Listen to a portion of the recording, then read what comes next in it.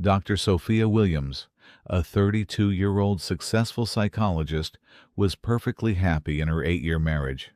Her husband, Dr. Michael Williams, and her best friend, Nurse Rachel, worked at the same hospital. But when she looked at the smart scale at home that day, the 51-kilogram reading in its memory turned Sophia's world upside down, because she weighed 56 kilograms. On the 8th floor of Boston, Massachusetts General Hospital, Dr. Sophia Williams saw off her last patient from her office. The clock showed 7 p.m., but she didn't feel tired at all. At 32, she was a psychology specialist, a successful woman known for the therapy sessions she provided to her patients. Sophia looked at herself in the mirror. Long blonde hair tied up, bright blue eyes, light makeup. At 5 feet 7 inches with an athletic build, she still looked like she did in her university years. Most importantly, she was happy. She had a perfect life with Dr. Michael Williams, whom she had been married to for 8 years. Her phone rang. "Hello, sweetheart," came Michael's voice, warm and loving as always. "Hi, honey, how was your day?" "Great. 3 successful heart surgeries. How are you?" "I'm good too. Sarah Johnson's therapy went really well today. She's finally starting to overcome her trauma with her ex-husband." Michael was smiling. She could tell from his voice. "That's my brilliant wife. Should we watch a movie at home tonight?" Rachel said she'd bring pizza. Sophia's face lit up. Rachel Morrison, 29 years old, ICU nurse at the hospital, and Sophia's closest friend for 10 years. The 3 of them had wonderful evenings together. "Great. See you at home. Love you." "Love you too, beautiful." Sophia hung up and packed her bag. She was very satisfied with her life. She had a successful career, a loving and faithful husband, and a wonderful friend. What more could she want? As Sophia drove to their luxury apartment in Beacon Hill, she thought about Rachel. Rachel had been her closest friend since university. When she moved from Miami to Boston, Rachel was her first friend. They studied nursing together until Sophia switched to psychology, but their friendship never wavered. Rachel was 5 feet 4 inches, chestnut-haired, green-eyed, an energetic woman. She had never married, but had many relationships. "I just haven't found the right person yet," she would always say. "I want to have a perfect couple, like you two." When Sophia and Michael got married, Rachel was the maid of honor. She loved Michael very much, and Michael saw her like a sister. The 3 of them were like a family.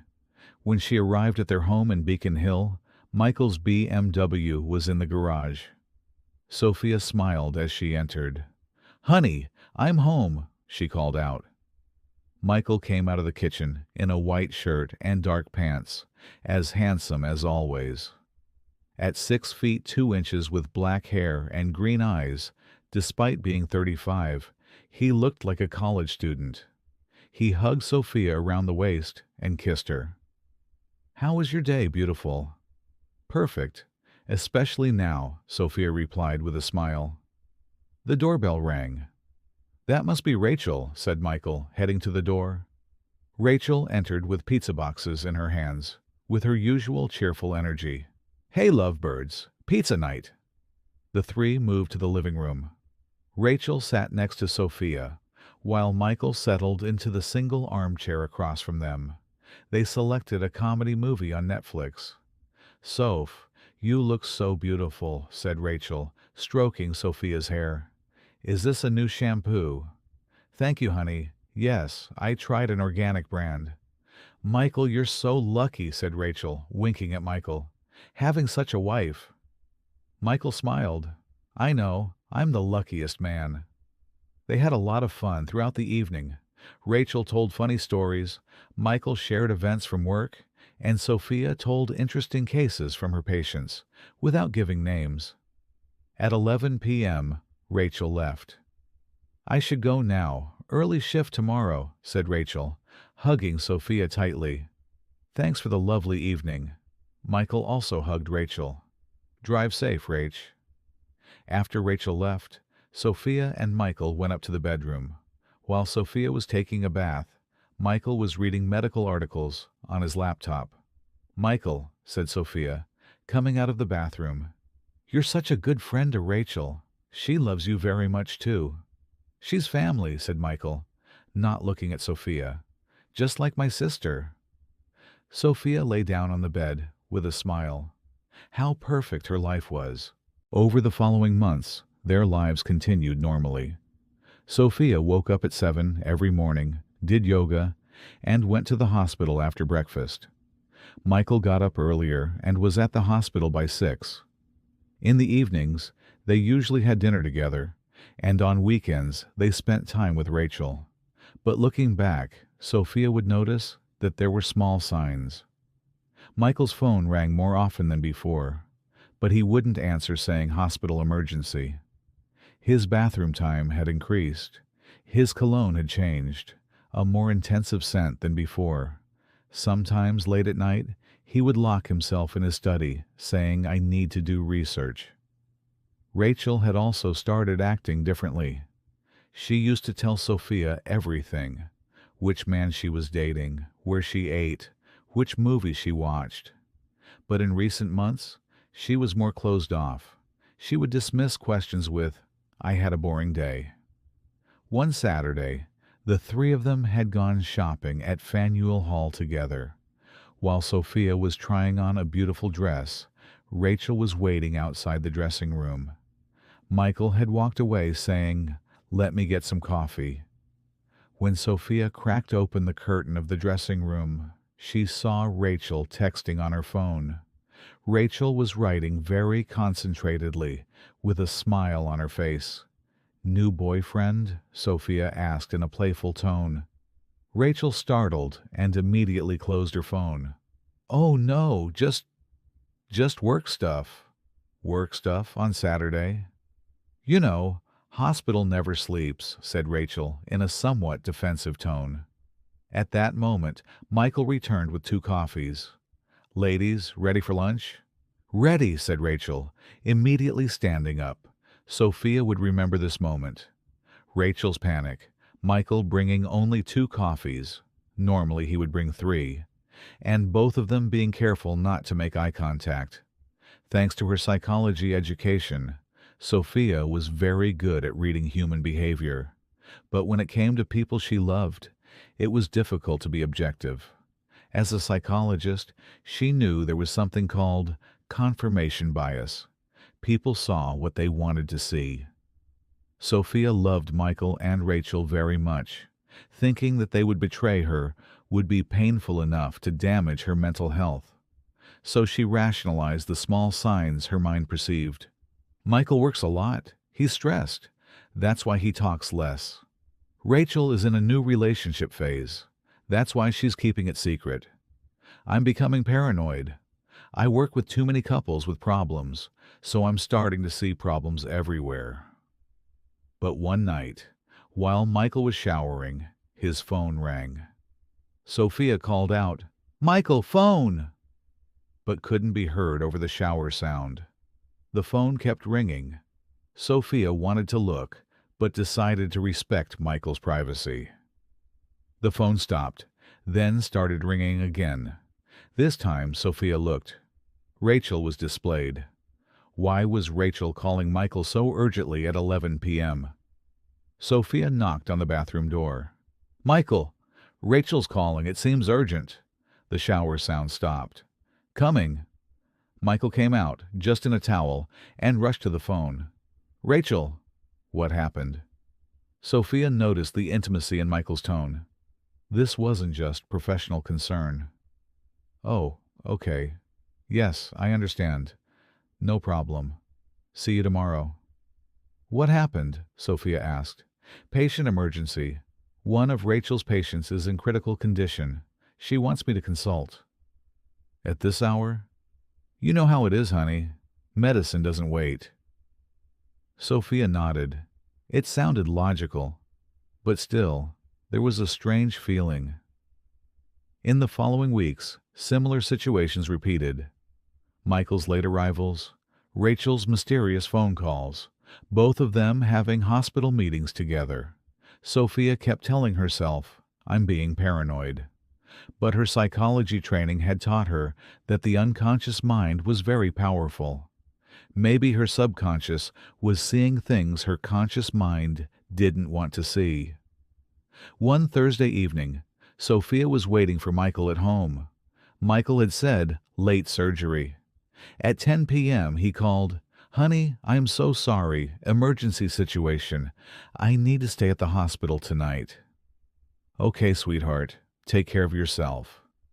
Sophia had dinner alone, watched Netflix, went to bed early. But she woke up at 2 a.m. from thirst.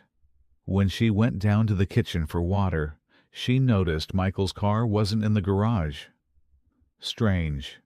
If Michael was staying at the hospital, his car should be at home. Maybe he had parked it in the hospital parking lot. But she couldn't sleep that night. In the morning, Michael came home looking very tired. "It was a long night," he said, kissing Sophia on the forehead. "How was it?" "Tough case." But the patient stabilized. Sophia noticed Michael's cologne smelled different. There was a sweeter, more feminine scent. Maybe it had transferred from working with another doctor or nurse at the hospital. Or, "I'm going to shower," said Michael, going upstairs. When Sophia was putting Michael's dirty clothes in the laundry basket, she saw a few strands of light-colored, long hair on his shirt. Blonde hair. Not like Sophia's hair. Lighter blonde. Her heart raced, but she calmed herself. There are many blonde nurses at the hospital.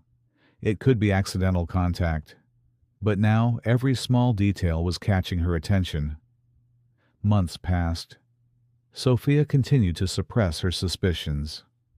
Michael and Rachel's behavior started to seem normal, or Sophia had gotten used to it. One Sunday morning, Sophia woke up late. Michael had left early to do hospital rounds. Sophia, in a lazy Sunday mood, drank her coffee and decided to do yoga. While laying out her yoga mat, she saw the smart scale. This scale was a high-tech device Michael had bought as a birthday gift last year. It didn't just show weight.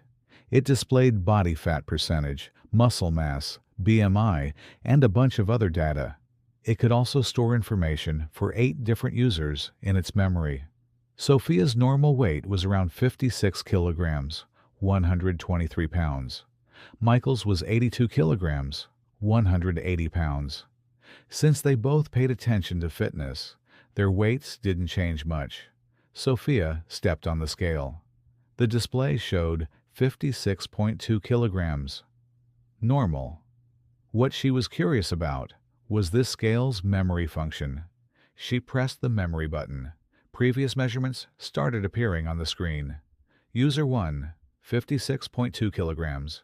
Today, 9:15 a.m. User 1, 55.8 kilograms. Yesterday, 7:30 a.m. User 2, 82.1 kilograms. Yesterday, 6:45 a.m. User 1, 56.0 kilograms. Client, 2 days ago. User 1 was herself. User 2 was Michael. Everything looked normal, but then she saw a strange entry. User 3, 51.4 kilograms. 3 days ago, 11:30 p.m. User 3? Who could that be, Sophia thought. Who else could be in the house at 11:30 p.m.? 51 kilograms was also very lightweight, 5 kilograms less than herself. She went further back in memory.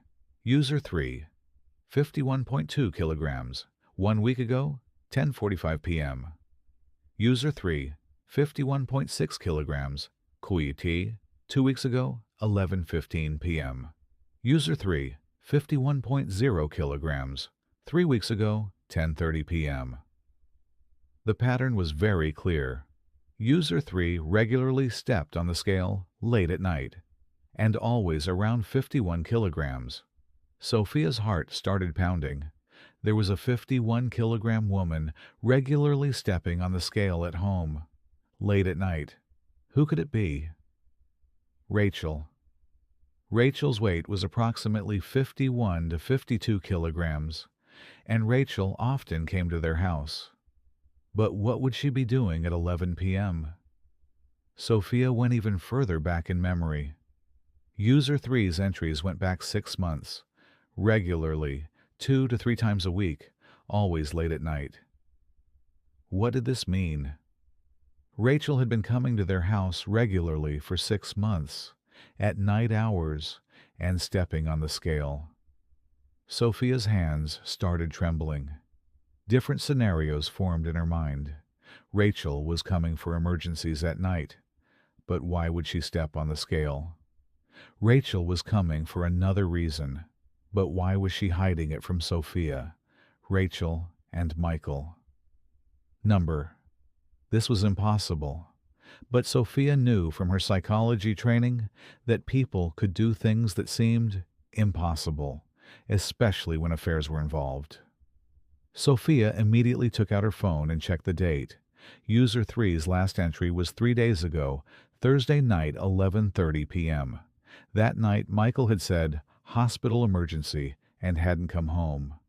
But someone had stepped on the scale at home at 11:30. Sophia's mind was confused. This didn't make sense. If Michael was at the hospital, who was at home? Maybe she was remembering wrong. Had Michael come home that night? Sophia looked at the text messages on her phone. From Michael on Thursday evening. "Honey, emergency surgery. I'll stay at the hospital tonight. Love you."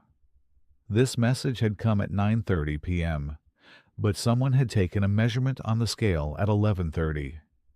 If Michael was at the hospital, who was at home? And why had that person stepped on the scale? Sophia went into the scale's advanced settings. This smart scale could also analyze the approximate age, gender, body composition of the person stepping on it. She looked at user 3's profile. Female, estimated age 25 to 30, body fat 18%, muscle mass 38 kilograms. This data pointed to an athletic young woman, very similar to Rachel's profile. Sophia opened her laptop and continued researching. She looked at the home security systems. They had smart doorbell and motion sensors at home, but they hadn't turned on the recording function, for privacy.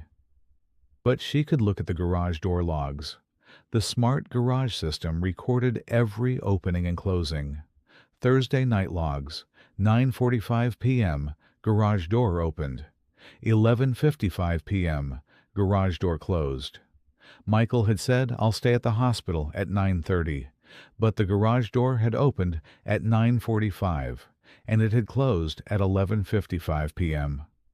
What did this mean, Sophia thought? Maybe Michael had come home, taken something, then left again? But there was a female entry on the scale at 11:30. Sophia decided to investigate further. Could she look at phone records? No, that would be going too far, but she could find out where Rachel was that night. Sophia made her next plan. That week, she would try to casually learn Rachel's schedule. On Monday, she found Rachel at the hospital. "Hey girl, how are you?" "Hi Soph, I'm good, how are you?" "Great. I have a very busy schedule this week. Do you have any free evenings?" Rachel, with a thoughtful expression. "This week is very hectic. Most evenings I'll be tired. Maybe weekend?" "Sure. By the way, I called you Thursday night, but your phone was off. Was everything okay?" Rachel's face changed. Very subtle, but Sophia noticed. "Thursday night? I went to sleep early. I must have left my phone on silent mode." "Oh, okay. I went to sleep early too. Michael stayed at the hospital that night." "Yes, I heard." It was a tough case. Rachel's answer had come too fast, and she had said, "I heard." From whom had she heard? Sophia continued the conversation. "What did you do that night?" "Nothing special. Watched Netflix at home. Went to bed early." "Which show?" Bridgerton. I'm rewatching it." "Oh, I love that show." "Which episode did you watch?" Rachel hesitated. First season, episodes from the beginning. It was a vague answer. Sophia used this technique in therapy sessions. If someone was lying, they would have trouble giving details. Anthony and Kate's story is so beautiful, isn't it? Yes, very romantic. Rachel had made a mistake. Anthony and Kate's story was in the second season, not the first. And Rachel was a huge fan of Bridgerton. It was impossible for her not to know this. So Rachel wasn't watching Bridgerton at home Thursday night. That night, at home, while having dinner with Michael, Sophia casually tested. "Honey, what kind of case was it Thursday night?" Michael was concentrating on stirring the pasta sauce. "The night you stayed at the hospital. What kind of emergency was it?" Michael hesitated. Very brief, but Sophia noticed. "Cardiac arrest, 65-year-old male patient, needed triple bypass." "Wow, sounds stressful." It was. Rachel assisted too. "We were very busy that night." Sophia's heart raced. Michael was saying Rachel was at the hospital that night, but Rachel had said she watched Netflix at home. Someone was lying. "Rachel is very helpful, isn't she?" "She's very professional," said Michael, without making eye contact. Sophia observed Michael's body language. Shoulders tense, voice tone flat, no eye contact. Classic signs of deception. But maybe she was being paranoid. Maybe Michael was tired or thinking about something else. That night, while Michael was showering, Sophia decided to check his phone. This was very wrong, but she couldn't control herself anymore. Michael's phone was password protected. It had Face ID, but Sophia didn't know the PIN. But could she guess the PIN? Michael's birthday, Sophia's birthday, wedding anniversary. She tried their wedding anniversary, June 15th. Wrong. Michael's birthday, November 29th, 1129. Wrong. Sophia's birthday, August 23rd. Wrong. What could it be? Michael wasn't a very sentimental man. He might have used a random number, or... She thought about trying Rachel's birthday, but that would be too paranoid. At that moment, the shower sound stopped. Sophia immediately put the phone back in place. Sophia realized she needed a more systematic approach. If there really was an affair, it was being conducted very carefully. She had to be smarter to find evidence. She made a plan. Track Rachel's schedule. Correlate with Michael's late meetings. Monitor the SMART scale at home. Follow garage door logs. Sophia waited for next Thursday. Maybe the pattern would repeat. Throughout that week, she tried to learn Rachel and Michael's schedules through casual conversations. "Michael, do you have late meetings this week?" "Probably Thursday. There's a research meeting." "Rachel, are you busy this week?" "Yeah, packed schedule until Thursday." Perfect. Both would be busy on Thursday. Thursday came. Sophia deliberately said she would stay home. "Tonight, I'm going to relax at home. Yoga, bath, early sleep." "Good idea, honey," said Michael. "I'll be late. Research meeting." "Have a good meeting." Sophia saw Michael leave at 7 p.m. Then she waited at home. At 9 p.m., the garage door opened. Sophia looked from the upstairs bedroom. Michael's car was entering. Strange. Had the meeting ended early? Sophia quietly went downstairs.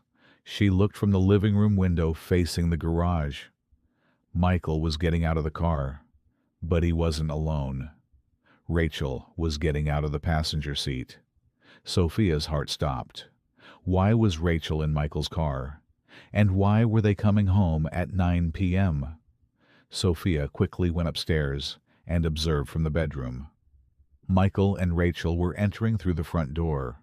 She could hear their voices. "I sure Sophia's asleep?" Rachel's voice. "She said early sleep, and there's no light upstairs." Sophia quietly cracked the bedroom door open and listened. "This is risky, Michael."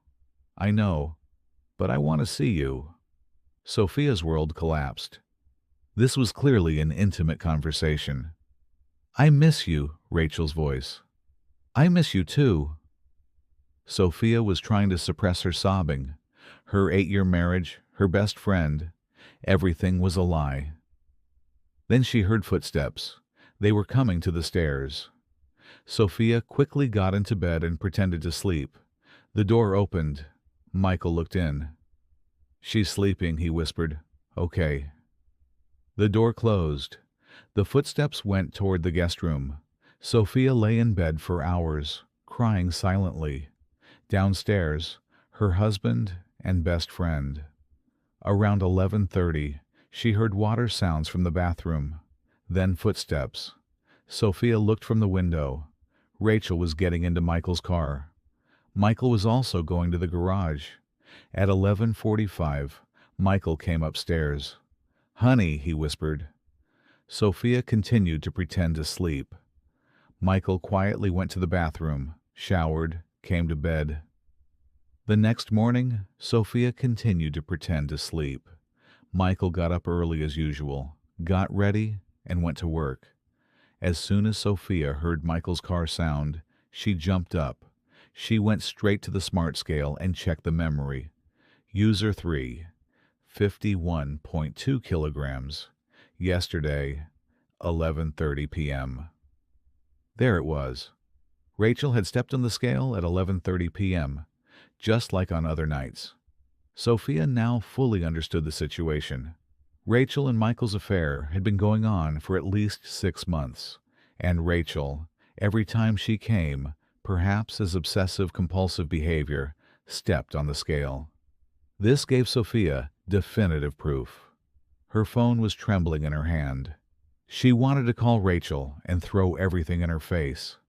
But her psychology education told her to behave more rationally. She needed to gather evidence, much more evidence. Sophia couldn't manage to go to work that day.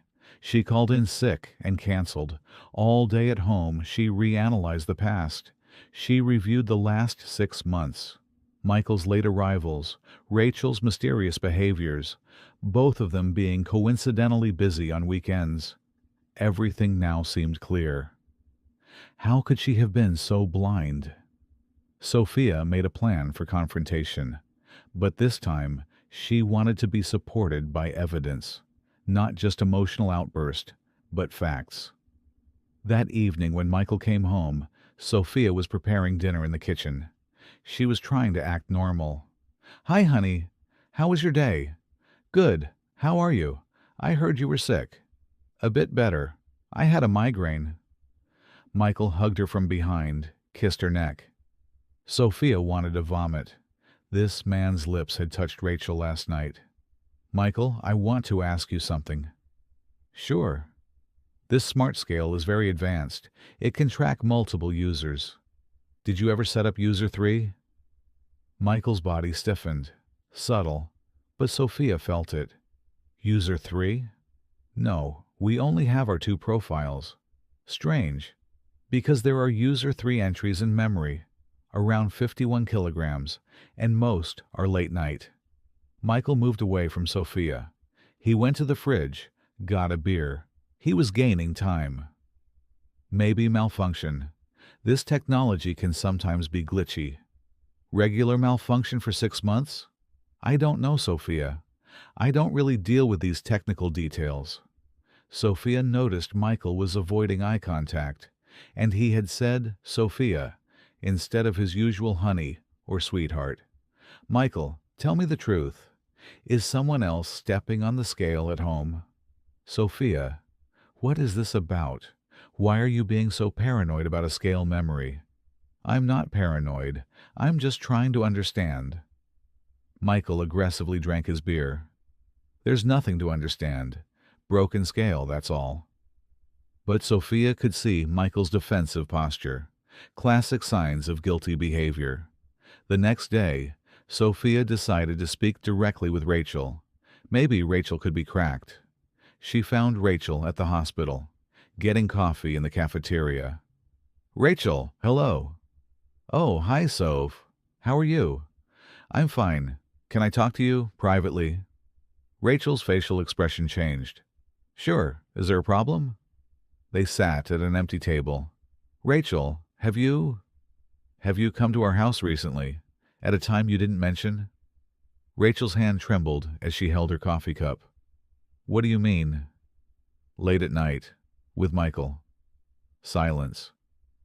Rachel was looking at her coffee. Sophia, I don't know what you think, but... Rachel, tell me the truth, please. Are you having an affair with Michael?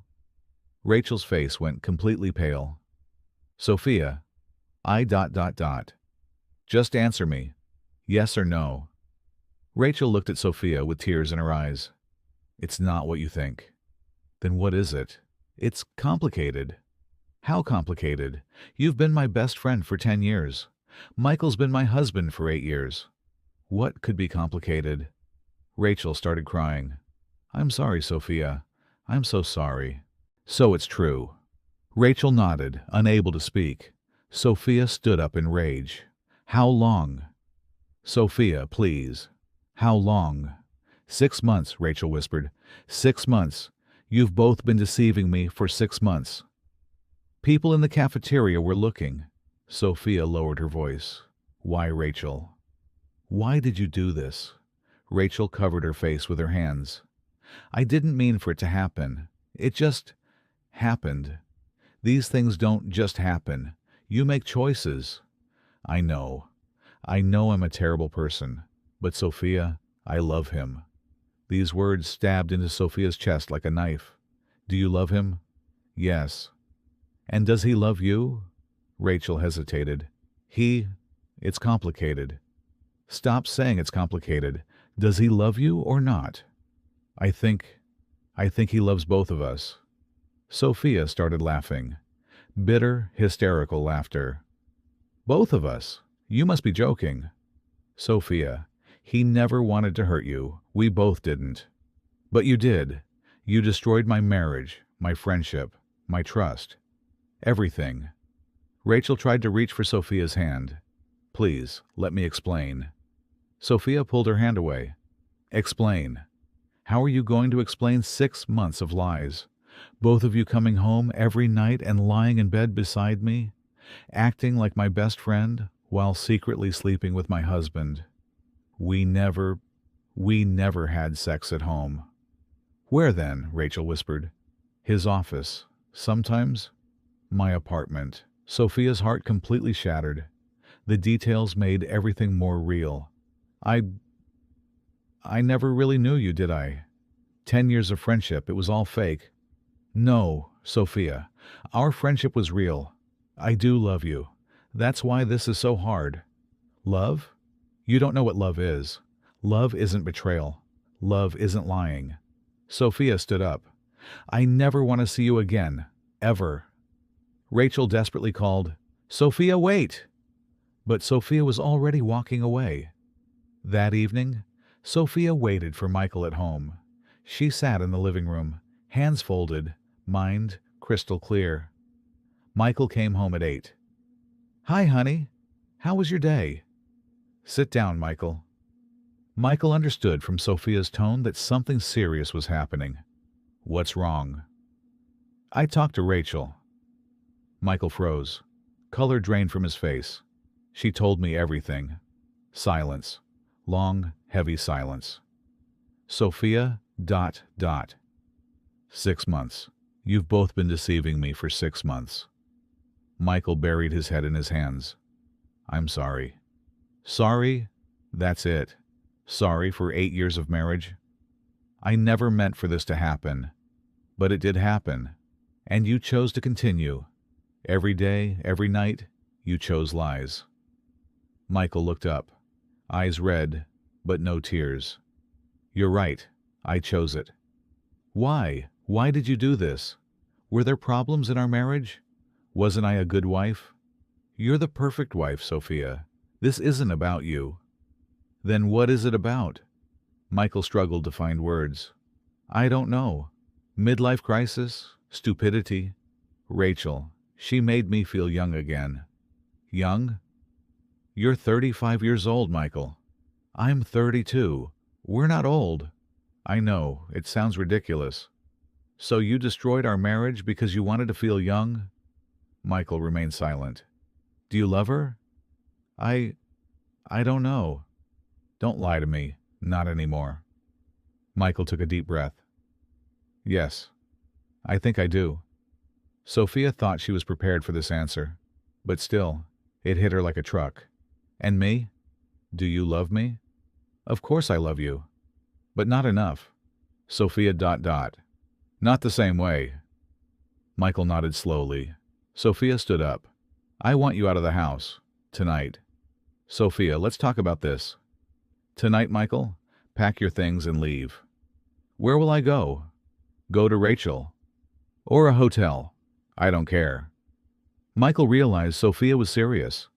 What about us? Can we try counseling? Sophia laughed. Bitter, sad laughter. Counseling. Michael, you had an affair with my best friend for 6 months. Every lie, every deception, every night you came home and lay beside me, knowing. This isn't a marriage problem. This is a character problem. People make mistakes. A mistake is doing something wrong once. 6 months of lies is a choice. Michael went upstairs to pack. Sophia sat in the living room, numb. 8 years. 8 years of marriage, gone. Best friend, gone. The life she built, gone. Michael came downstairs with a suitcase. Sophia, please. At least think about counseling. I'll do anything. Anything? Will you unfuck my best friend? Michael winced. That's not fair. Fair?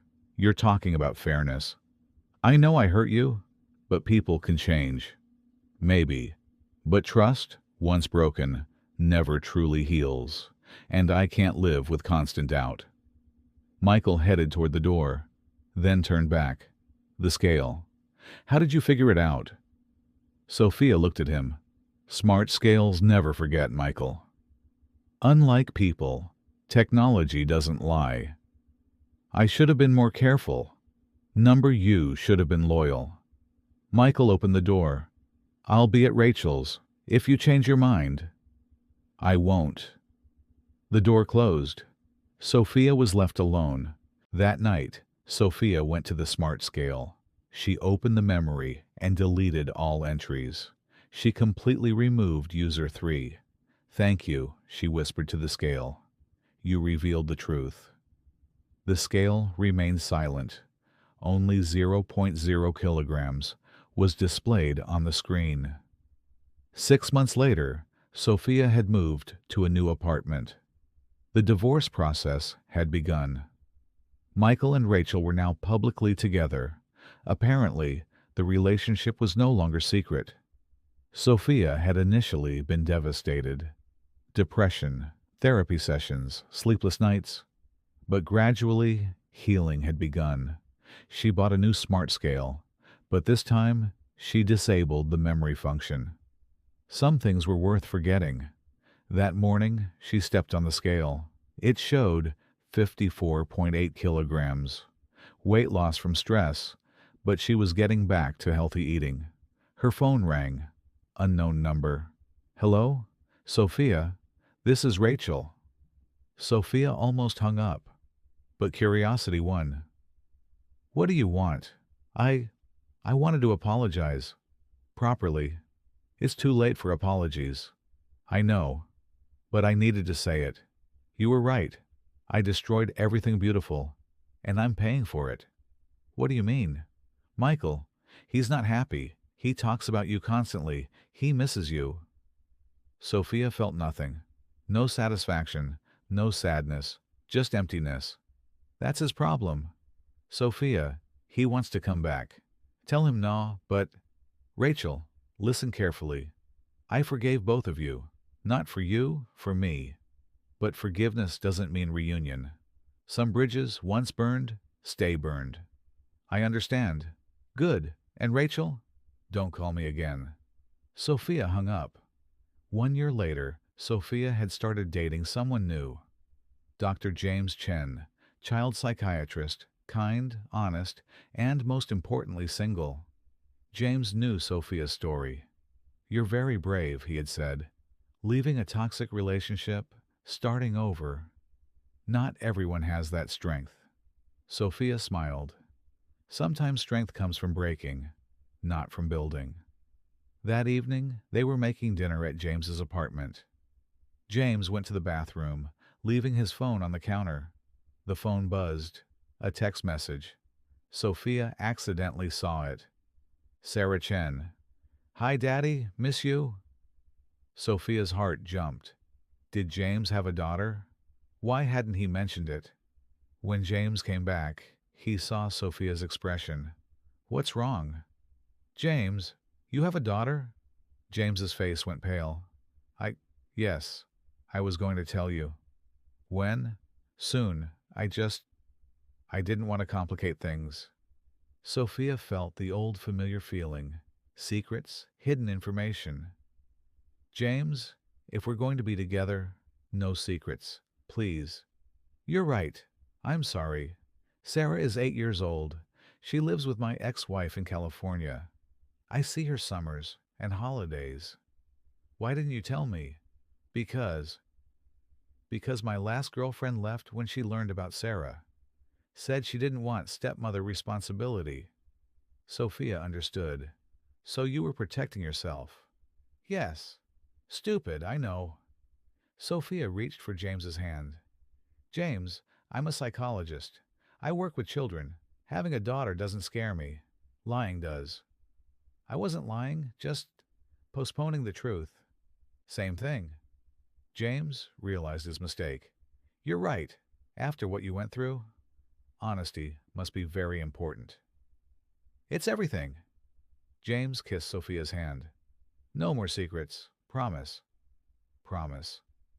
2 years later, Sophia and James got engaged. The wedding was small but beautiful. Sarah, James's daughter, was the flower girl.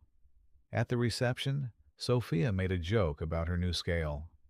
"Ladies and gentlemen, relationship advice. Always check your smart devices. They never lie." Everyone laughed, including James. But only Sophia knew the true meaning of this joke. That night, when they returned home, Sophia went to the bathroom. The new smart scale stood in the corner. "Should I set up multiple users?" James asked. "No," Sophia smiled. "One user at a time. Honesty is simpler that way." James looked confused, but nodded. Sophia stepped on the scale. It showed 55.0 kilograms. Perfect weight, perfect life. She checked the memory. Only one entry. User 1, 55.0 kilograms. Today, 11:30 p.m., clean slate. Fresh start. Meanwhile, Michael and Rachel's relationship was struggling. Guilt, social pressure, and Sophia's absence had poisoned the relationship. Rachel had discovered that Michael actually truly loved Sophia. The affair had just been a midlife crisis, not real love. Michael had realized that Rachel wasn't a replacement for Sophia. There was chemistry, but no deep connection. Both were gradually growing apart. One day, Rachel saw Sophia at the hospital. Sophia was wearing a new wedding ring, looking happy. Rachel realized that Sophia had truly moved on. New life, new love, new happiness. That night she told Michael, "She's happy. Without us." Michael remained silent. "Maybe we should break up," Rachel continued. "Maybe," Michael agreed. Both understood that stolen love was never truly satisfying. It always stood under the shadow of betrayal. 5 years later, Sophia was completely healed. She had a beautiful marriage with James, loved Sarah as a stepdaughter, and her career was flourishing. They decided to finally sell the old house. On moving day, Sophia found the old smart scale in the basement. For nostalgia, she turned it on one last time. The screen flickered. Then a message appeared. "Thank you for learning the truth. Some scales measure weight. I measured betrayal. Mission completed." Sophia smiled. Did technology have a sense of humor? She donated the scale to charity, with a note. This scale reveals truth. Handle with care. That night, she told James the story. So a smart scale ended your marriage? No, Sophia corrected. The smart scale revealed the truth. Michael and Rachel ended the marriage. The scale was just the messenger. Remind me never to buy smart devices, James joked. Smart devices are good. Smart people are better. Honest people are best. James kissed Sophia. I try to be an honest person. You already are honest. That's why I love you. Sophia was grateful for her life. It had been a painful experience, but it taught her a valuable lesson. Truth always emerges. Through technology or coincidence, the universe finds ways to reveal deception. And sometimes, the end of something bad was the beginning of something beautiful. Smart scales might not have memory functions, but the human heart remembers everything: pain, love, betrayal, healing, all stored, all processed, all eventually overcome. Sophia learned that true love doesn't need scales, devices, or proof. True love is transparent, honest, fearless, and Sophia had finally found true love. The story ended, but Sophia's new life was just beginning. The smart scale had completed its job. Truth revealed, justice served, happiness restored. Sometimes the most important revelations come from the smallest devices: a scale, a text message, a phone call. The universe works in mysterious ways, but the end result is always the same. Truth prevails, love wins, life continues, and in Boston, a new smart scale served its new owner, ready to reveal more truths, protect more hearts, measure more than just weight. Because some scales are designed for honest people, and honest people deserve honest love.